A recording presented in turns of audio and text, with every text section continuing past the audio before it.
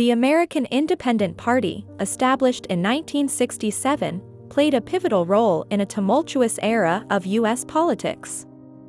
This party is most famously known for nominating former Democratic Governor George Wallace of Alabama for president in the 1968 election.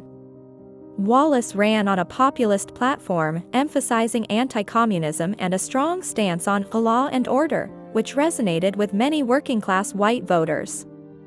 His campaign was also characterized by a staunch segregationist stance, a key element of his appeal in certain regions. The AIP was formed in 1967 amidst widespread protests against civil rights policies and the more liberal programs of the Democratic Party. It was founded by Bill Shearer and his wife, Eileen Nolan Shearer, who sought to provide an alternative for voters disaffected by the mainstream political landscape.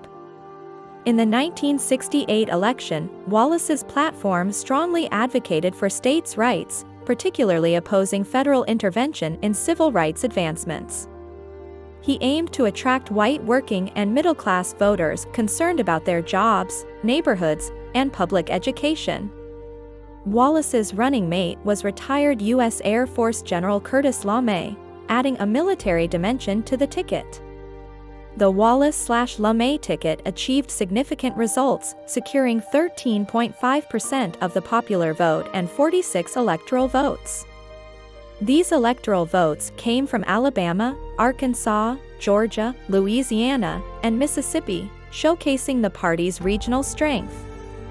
Wallace's strategic goal was to prevent either major party candidate from winning a majority in the Electoral College, thereby gaining bargaining power in the House of Representatives.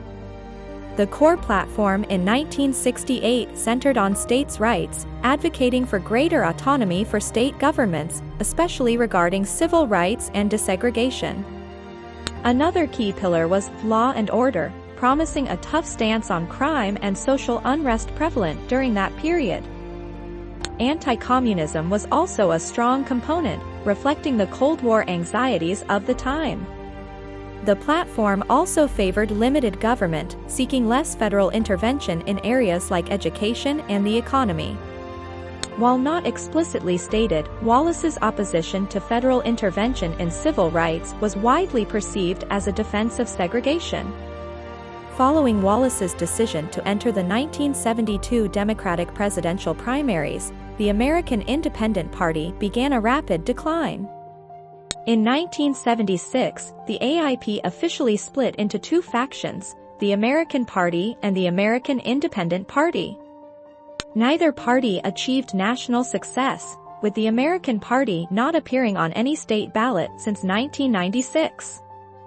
From 1992 to 2008, the AIP served as the California affiliate of the Constitution Party, indicating a shift in its organizational structure. The AIP's lasting impact includes highlighting deep divisions within American society and the inherent challenges faced by third parties. Wallace's candidacy demonstrated that alternative candidates could indeed attract substantial voter support, even without winning the presidency.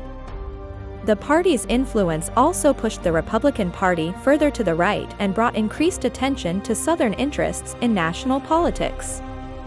The AIP's success in Arkansas in 1968 notably weakened the Democratic Party's traditional hold on a presidential vote in that state. Today, the American Independent Party still exists in some states, most notably California, where it is the third largest political party by registration. However, it receives very few votes in recent elections, partly due to many people mistakenly registering as independent voters. In April 2024, the AIP of California nominated Robert F. Kennedy Jr. as its presidential candidate, aiming to connect independent candidates with California voters. In his later years, George Wallace renounced his segregationist ideology in the 1980s, seeking reconciliation with civil rights leaders.